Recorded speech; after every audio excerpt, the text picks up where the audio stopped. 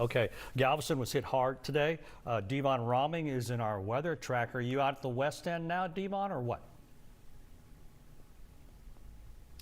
Hello, Ron and Deb. Yes, we are on the west end, but we are heading east now, back towards the seawall here on FM 3005. I'm going to flip this around so that you guys can see what we're seeing here in Jamaica Beach. We just heard from the Lieutenant Governor moments ago who mentioned that there was like an 8 to 10 storm surge in this area. That has seemingly subsided. There are still some isolated pockets of flooding throughout Jamaica Beach that we've seen in the neighborhoods here. But I think the big thing that we're seeing now is the debris that was left from whatever came through here, whatever system came through here with Beryl. We're seeing tons of debris on the side of the road. I don't know if you guys can see that here as we're driving. You see lots of different pieces of furniture and trash cans and whatnot littering the side of the roads. But the other big thing, as you can see, we're coming up here on power lines. These power lines here are snapped in half in this Jamaica Beach region along the island here. We've seen several power lines that are actually laying flat in the middle of the road. Can you see those there to the right of your screen there? Can you see just how those are leaning forward?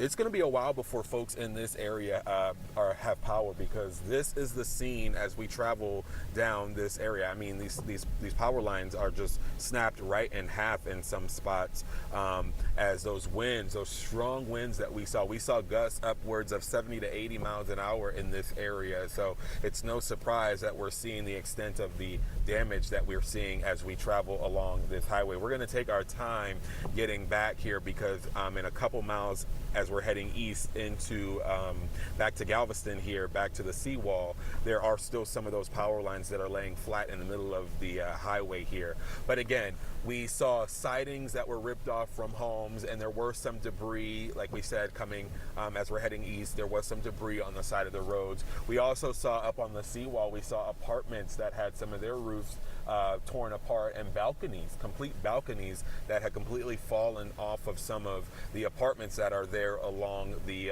seawall. So definitely some damage from Beryl this morning as it rolled through the barrier island here. There was definitely significant impact that these folks are going to be cleaning up for the next few days, if not weeks, working to repair some of the damages to some of the structures, as well as working to have power restored, as you saw with those power lines that were down. Again, we are seeing some of the low-lying areas that are flooded out still, but it doesn't seem like there were any sort of rescues that had to be performed in this area.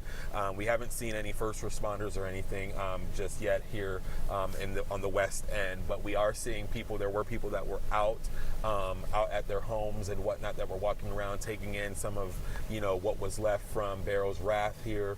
But for the most part, it seems as though the water, that storm surge that we were reporting and were mentioning earlier, seems like that has all subsided, and now it's just the aftermath of the cleanup and then trying to get power restored with these power lines that are snapped. We're still a couple miles out from the Seawall Boulevard there along the seawall, but we're coming up here. There's going to be some more power lines that we saw coming in that were damaged, which is going to be the big issue here for the folks living out on this end of the island, is the